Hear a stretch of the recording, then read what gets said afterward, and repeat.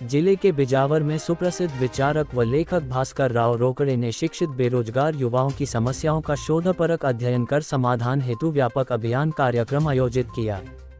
कार्यक्रम के दौरान आयोजनकर्ताओं की पुलिस अधिकारियों से हल्की बहस भी हुई, जिसका कारण यह था कि आयोजन स्थल के पास ही बिजावर विधायक का कार्यक्रम भी चल रहा था। इस मौके पर जयश प्रभारी डॉक्टर अरुण यादव ने मंच से भाजपा सरकार को घेरते हुए कहा कि बिजावर विधायक तानाशाही कर रहे हैं। हमने बेरोजगार युवाओं की बात की, इसलिए उन्होंने पुलिस भेजकर कार्यक्रम को रुकवाने का प्रयास किया है, लेकिन हम सामाजिक मुद्दों को उठाते रहेंगे, हम पीछे हटने वाले नहीं हैं। डॉक्टर अरुण यादव ने मांग करते हुए कहा कि मध्य प्रदेश में सरकारी कर्मचारियों की सेवानिवृत्ति आयु 58 साल लागू करने पर रिक्त होने वाले 5,30,000 पदों पर 1 जनवरी 2024 से 31 जुलाई 2024 के बीच नियुक्तियां सुनिश्चित कराई जाएं और प्राइवेट कंपनियों के कर्मचारियों को सरकारी कर्मचारियों के समान वेतन दिलाने हेतु मध्य प्रदेश में न्यूनतम वेतन अधिनियम की व्यवस्था सुनिश्चित कराई जाए।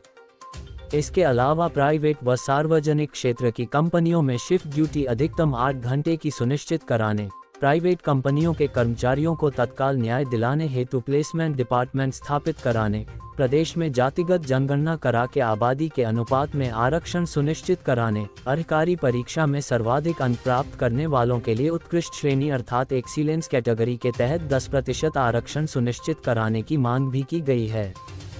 कार्यक्रम में ओबीसी नेता ज्ञाप्रसाद पटेल, तिलक सिंह यादव, पंकज यादव, मनोज यादव, अमित भटनागर, हिंद केसरी, अवध नरेश यादव, छोटू बारेला, धन सिंह आदिवासी पूर्व जिला पंचायत सदस्य, जहर यादव, अमर सिंह, रवि अहिरवार, नरेश कुशवाहा, रामलाल प्रजापति, रजनीश यादव, कैलेश आदिवासी, सुभाष पाठक, अंकित पांडे, शैलेंद्र श्रीवास्तव, मोहम्मद इमरान सहित दर्जनों लोग मौजूद रहे। आपको बता दें कि नवक्रांति हेतु संकल्पित सम्यक अभियान का शुभारंभ रीवा से 2 मई 2022 को किया गया था। इसके बाद मध्य प्रदेश के स्थापना दिवस पर रायसेन जिले के बरेली नगर से प्रदेश में नवक्रांति लाने के संकल्प के साथ 45 दिवसीय प्रदेशव्यापी सम्यक यात्रा शुरू की गई है। यात्रा का समापन 15 दिसंबर को भोपाल के बैरजिया में होगा। इसके पश्चात माह जनवरी 2023 में भोपाल में प्रदेश के 5 लाख युवाओं की मेगा कॉन्फ्रेंस भी होगी। जो एक यात्रा लेके आए और पूरे मध्य प्रदेश में चलाने जा रहे हैं और खासतौर से नए युवा जो हमारे बेरोजगार हैं, इन्हीं के संबंध में बहुत अच्छी जानकारी देते हैं। हमारे यादव जी हैं और हमारे तमाम मंच पे विराजमान सभी अतिथि, मैं सभी को नमन करता हूँ और नए साथियों युवाओं से कहना चाहता हूं कि इस सरकार में जितनी अनदेखी युवाओं के साथ किया जाता है, इतनी कभी नहीं किया गया हो, किसी सरकार ने नहीं किया। लेकिन भाजपा सरकार कैसी सरकार है, मैं कहना चाहता हूं लेकिन कह नहीं पाता हूं, क्योंकि ये गैर लाइनी संगठन यात्रा चला रहा है, इसलिए पूरी बात को बयान नहीं कर पाऊंगा। तो शिक्षा के मामले में भी हमारा बिहार सबसे पिछड़ा हुआ है और जब तक शिक्षा पूर्ण नहीं होगी हर व्यक्ति के पास, तब तक अधिकार का पता भी नहीं होगा। हमारे लोग तो ये भी पता नहीं है, हमारे माननीय भास्कर जी ने बताया भी कि सरकार क्या योजना बना के चल रही, हमारे युवाओं को नौकरी क्यों नहीं मिल रही। और हमारी युवा तो एक ऐसी कंडीशन में है जैसे तालाब के अंदर पानी भरा रहता ना, कि कड़े तो कड़े कहां से छिके हुए हैं। और अगर इनको जरा सहयोग, जरा ज्ञान और निकलने के लिए जगह मिल जाए तो हमारे नए साथियों युवा पढ़े लिखे तो बहुत हैं, आगे भी बढ़ेंगे, लेकिन मार्गदर्शन की जरूरत है। मैं इसी वाणी को राम देता हूँ। जय हिंद, जय भारत। किस प्रकार का कार्यक्रम रखा गया था, क्या है? आज बिजावर में हमने सम्यक अभियान आदरणीय गुरुजी श्री भास्कर राव रोकड़े जी के नेतृत्व में मैं उनका एक सम्यक अभियान का एक छोटा सा कार्यकर्ता हूं और यहां पे हमने बेरोजगार युवाओं के लिए कार्यक्रम रखा था। बुंदेलखंड आज पलायन का केंद्र बन चुका है। इस देश में बुंदेलखंड की जो इमेज है वो लेबर फैक्ट्री की इमेज बन चुकी है। यहाँ केवल बड़े बड़े ट्रक बसें आते हैं, कन्याकुमारी से लेकर कश्मीर तक और गुजरात से लेकर असम तक बुंदेलखंड से मजदूर सप्लाई किए जा रहे हैं। हमारा सबसे बड़ा मुद्दा यही है कि पलायन इतना क्यों हो रहा है। इस अभियान, ये प्रदेश व्यापी अभियान है। इसकी पहली शुरुआत बुंदेलखंड में हुई है, क्योंकि बुंदेलखंड में किसी ने इस बात पर ध्यान ही नहीं दिया कि युवाओं के लिए कोई कार्यक्रम चलाया जाए। अभी इस प्रदेश में लाखों युवा इससे जुड़ चुके हैं और आशा है बुंदेलखंड में भी युवा इससे लाभान्वित होंगे। छतरपुर जिले को लेकर क्या जिम्मेदारियां आपको मिली हैं? मैं जैस का पदाधिकारी हूँ, जय आदिवासी युवा शक्ति का मिशन युवा नेतृत्व 2023 प्रभारी, जिला प्रभारी। क्या जिम्मेदारियां रहेंगी इस अभियान को लेकर? इस अभियान को लेकर हमारी ये जिम्मेदारी रहेगी कि मैं लोगों के बीच में जाऊंगा, लोगों को समझाऊंगा। लोग जब तक, देखिए, सबसे पहली चीज़ होती है डायग्नोसिस। हमें जानकारी होनी चाहिए कि आखिर इतना पलायन क्यों हो रहा है। अगर एक गांव से 500 लोग बाहर जा रहे हैं तो उसका मुख्य कारण क्या है, तो उस कारण पर काम करना है। जैसे किसी गांव में पेयजल की समस्या, मतलब सिंचाई हेतु जल नहीं है, तो वहाँ पूरा का पूरा गांव पलायन कर रहा है। और आप पलायन रोकना है। पलायन कैसे रोकेगा? जब बाहरी निवेश यहाँ आएगा। आज बुंदेलखंड का मैं पिछले विगत 3-4 महीने से यहाँ काम कर रहा हूँ। बिजावर में पर्यटन की असीम संभावनाएं हैं। आप नैनीताल गए हो तो काठ गोदाम से लेके जो नैनीताल का रोड है, सेम रोड आपका देवरा से लेके किशनगढ़ का है। आप नैनीताल में क्या है? तालाब ही तो है।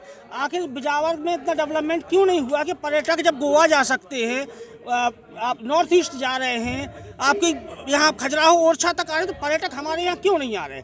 अगर पर्यटक यहाँ, ऐतिहासिक स्थल बहुत बड़े बड़े, आप देवरा में किला है, किशनगढ़ में किला है और बिजावर में किला है, शानदार झील है, लोग मतलब लेक व्यू है, तो आखिर पर्यटक यहाँ क्यों नहीं आ रहे? ये शासन प्रशासन की उदासीनता है। बिजावर की ऐसी दुर्दशा का आप जिम्मेदार किसे मानते? सिस्टम और यहाँ के जनप्रतिनिधि।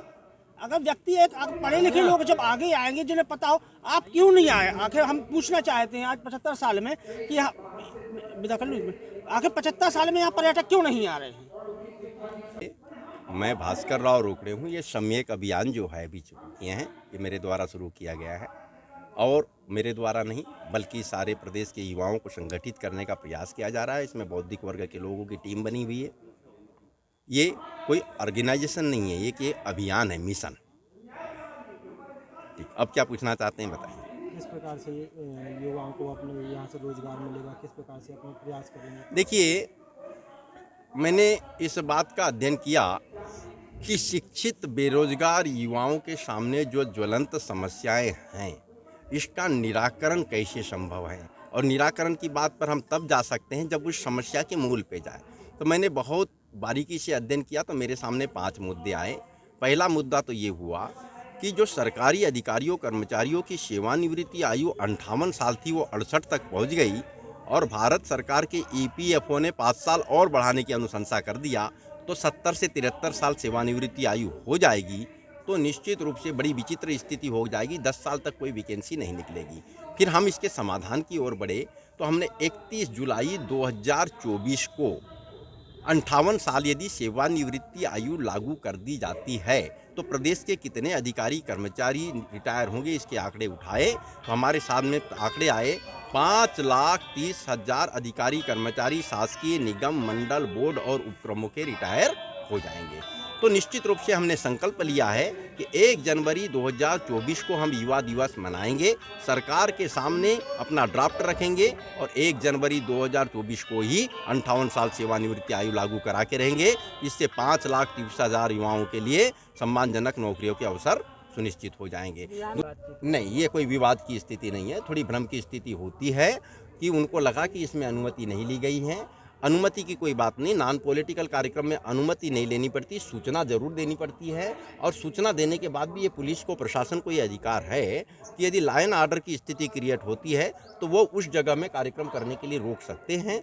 तो वो इसी बात की समझाइश देने आए थे, क्योंकि पास में कोई कार्यक्रम है और आपने इसका अनुमति नहीं लेने के साथ साथ पहले से सूचना दी। यदि पहले से सूचना दी गई होती तो निश्चित रूप से अगर उनको लगता कि कोई और कार्यक्रम है तो स्थान परिवर्तन के लिए बोल सकते थे। इसमें पुलिस प्रशासन को भी हम बहुत अधिक दोषी नहीं मानते। आज जो है कार्यक्रम था इनका शिक्षा बेरोजगार वालों का, और इसी कार्यक्रम को जो है अपने यहाँ पे रखा गया था और इस समय जो है प्रशासन के द्वारा इस कार्यक्रम को कुचला गया, कार्यक्रम को बंद करवाया गया। और इस मनोवादी सिस्टम में आकर के हम लोगों को धमकी दी जाती है प्रशासन द्वारा और कार्यक्रम नहीं किए जाते हैं, करने दे रहे हैं। ये बहुत बड़ी दुर्भाग्य की बात है। तो क्या आप लोगों ने इसकी सूचना पहले से नहीं दी थी क्या? सूचना पहले से मुझे मालूम नहीं था। यादव जी इसके प्रभारी थे। जब मुझे पता लगा तो मैं तत्काल एसडीएम साहब से बात की और मैंने सूचना दी, उन्होंने हमको रिसीविंग भी दी। इसके बाद मैंने कार्यक्रम स्टार्ट किया। इसके बाद भी कार्यक्रम करने के लिए हमारी प्रशासन हमको नहीं करने दे रहा है। बगल में भी कोई कार्यक्रम था, बगल में भी कोई कार्यक्रम हो रहा था, क्यों नहीं करो? देखिए, ये कार्यक्रम पहले से नहीं तय था, ये बाद में कार्यक्रम तय हुआ है और बाद में कार्यक्रम तय होने के बाद में ये सब कुछ किया गया है। क्या मानते हैं आप ये मानते हैं कि सत्ता जो है अपना रुख दिखा करके और हम लोगों को चल रही है, आवाज़ नहीं उठाने दे रही है। इसमें किसको दोषी मानते हैं, किसके निर्देशन में ये हमारे माननीय विधायक जी हैं। विधायक जी के नेतृत्व में जो काम हो रहा है उन्हीं की वजह से जी हमको कुचला जाता है।